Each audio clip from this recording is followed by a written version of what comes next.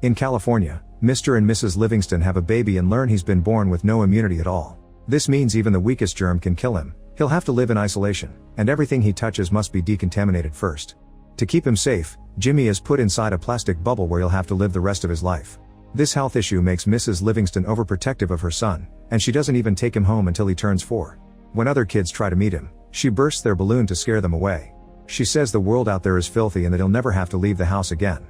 The Livingstons have prepared the place for him. Jimmy's room is a big bubble so he can walk freely inside. There's a decontamination hatch so he can receive food and toys, and there are 2 pairs of retractable arms so the parents can still be affectionate with their son. Mrs. Livingston takes good care of him and reads to him every night, but she also keeps him very sheltered. He's only allowed to read magazines and watch TV that have sanitized content approved by a religious mom. Mrs. Livingston also homeschools Jimmy with propaganda so he can be an extreme nationalist like her. Whenever the neighborhood kids come to the front lawn covered in bubble wrap to make fun of him, Mrs. Livingston scares them away with cold water. Jimmy is only fed his mom's homemade food, which barely tastes like anything because she disapproves of fat and sugar too. She also complains when Mr. Livingston gets Jimmy a bicycle, thinking it could kill him. By the time Jimmy turns 16, he's gifted an electric guitar instead of a car like the other teens. One day Jimmy is looking through the window and sees the new neighbors moving in. They have a daughter called Chloe and Jimmy instantly falls in love with her.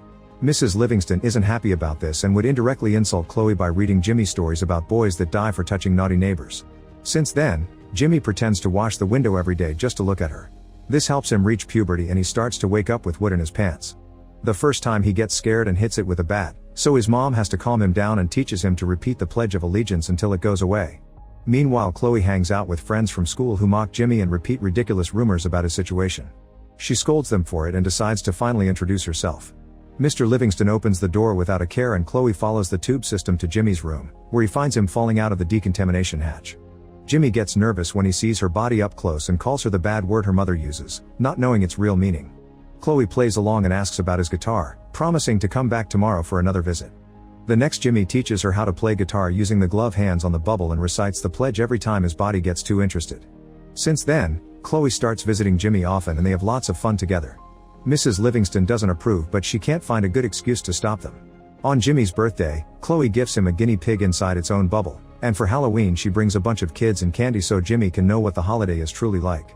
The night of Chloe's birthday, she sneaks into Jimmy's room while drunk. Saying she wants a birthday kiss, she tries to enter the bubble, but she passes out in the decontamination chamber. On Chloe's prom night, she shows Jimmy her wonderful dress and he takes pictures. However, he's devastated to see her leave with her boyfriend Mark, who damages the bubble with his cigarette. A few nights later, Jimmy looks through the window and discovers Mark and Chloe kissing, which breaks his heart. The next day, Mrs. Livingston reminds him that all women will leave him someday. Sometime later, Chloe comes to see Jimmy with big news. Mark has asked her to marry him and the ceremony will happen this weekend at Niagara Falls. Chloe wants to give Jimmy one last gift before leaving and puts it in the decontamination hatch, but Jimmy is hurt and ignores the box. Instead, he gives her the guinea pig back and tells her to leave. Chloe leaves in tears, prompting Jimmy to finally open the gift. To his shock, he finds a homemade snow globe with the words "I love you." Jimmy screams in excitement and finally decides to take control of his life. He designs and builds a smaller version of the bubble that would allow him to leave home, this way he can stop the wedding. While his parents are sleeping, Jimmy tries to sneak out but falls and rolls downstairs. The noise wakes Mr. Livingston up but he stays in bed, silently encouraging his son. Once outside, Jimmy is excited over everything: dog poop, the sun, and the fact he can run. Eventually he reaches the bus station and tries to buy a ticket, but he doesn't have enough money for it. While trying to think of a new plan, he crosses the road and is hit by a bus. Luckily his bubble saves him. The people in the bus immediately come to check on him and when they hear of his goal, they agree to take him to Niagara Falls and pick him up to get him in the bus. At home, Mrs. Livingston discovers that Jimmy is gone and screams in panic.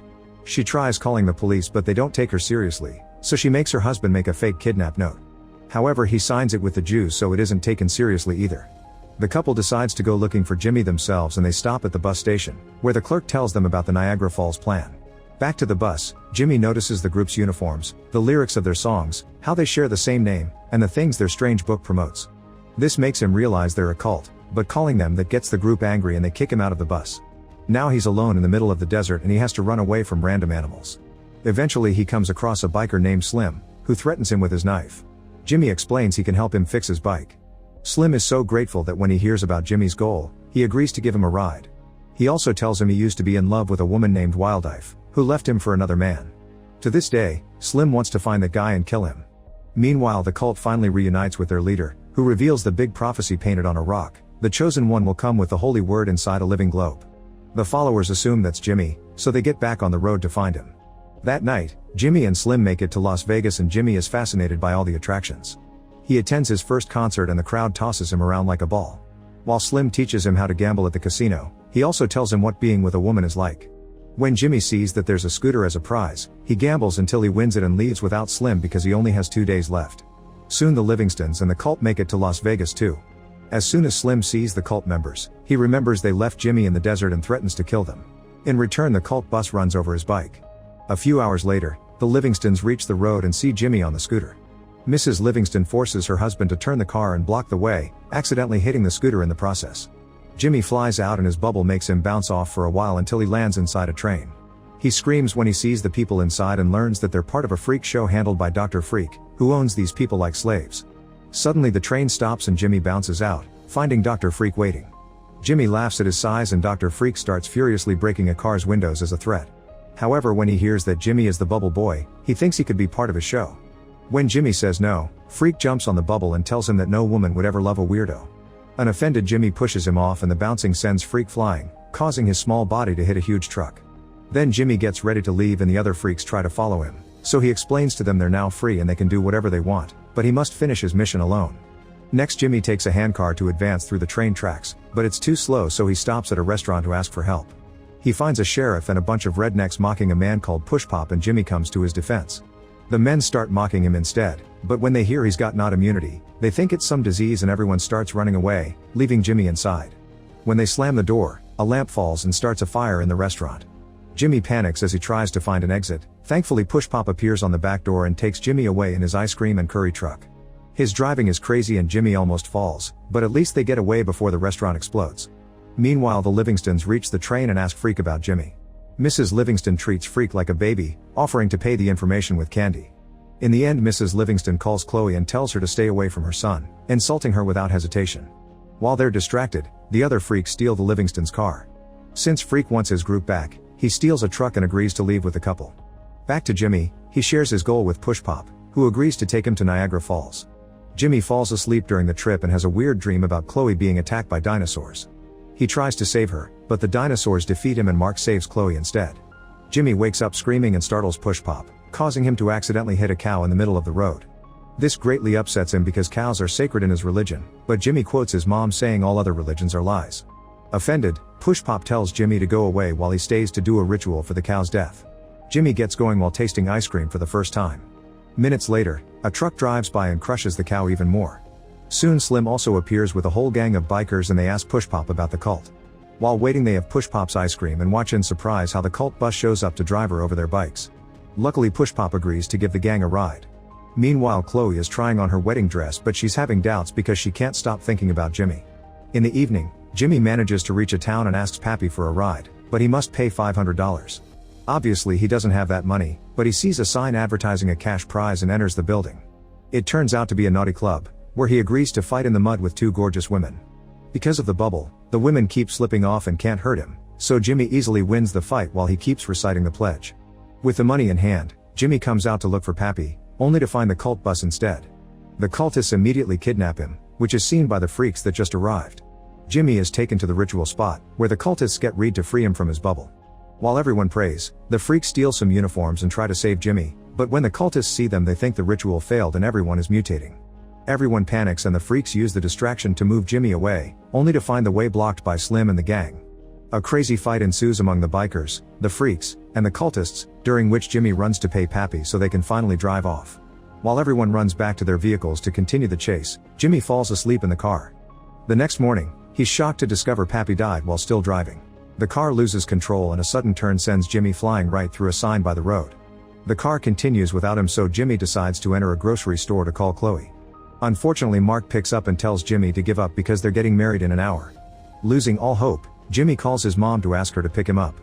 An excited Mrs. Livingston throws Freak out of the car because she doesn't need him anymore. While waiting, a crying Jimmy tells the girl at the counter if he can have a beer for free, and the girl agrees. Jimmy can't tell she isn't the real clerk, she's a robber who is keeping the actual employee hidden outside the counter. As soon as Jimmy takes his first sip of beer he passes out. Eventually his parents find him and get him in the car, But before leaving, Mrs. Livingston must go to the bathroom. Jimmy and his dad use this time alone to finally bond, and it's clear that Mr. Livingston is jealous that Jimmy got to have fun. He uses a moon metaphor to tell his son to never give up, and Jimmy runs away. Mrs. Livingston freaks out when she notices and makes her husband chase after their son. Soon the other three groups show up as well, screaming at each other over Jimmy. The chase takes them to an airport, where an airplane is about to take off. Jimmy climbs on it and gets to escape just in time, laughing when he sees the pilot is Pappy's twin brother Pippi. The sudden takeoff causes the four vehicles to crash against each other, and Slim is shocked to see that Mrs. Livingston is his ex-girlfriend Wildfire. Moments later, the plane makes it to Niagara Falls at the same time the wedding ceremony is starting. The plane starts malfunctioning, so Pippi has to pull off a crazy move to avoid crashing. However, it causes Jimmy to fall off and land in the water. Remembering everything Slim taught him, Jimmy lets the waterfall guide his way as he floats in his bubble. In the church, Mark says "I do," but Chloe hesitates. At that moment, Jimmy bursts in and shocks Chloe by coming out of his bubble, saying he'd rather have a minute with her than a whole life alone. Then he kisses Chloe and tells her he loves her before collapsing. Chloe thinks he's dead as the Livingstons arrive with all the other groups. Mrs. Livingston cries for her dead son, but her husband is done and forces her to confess the truth. Jimmy isn't sick anymore.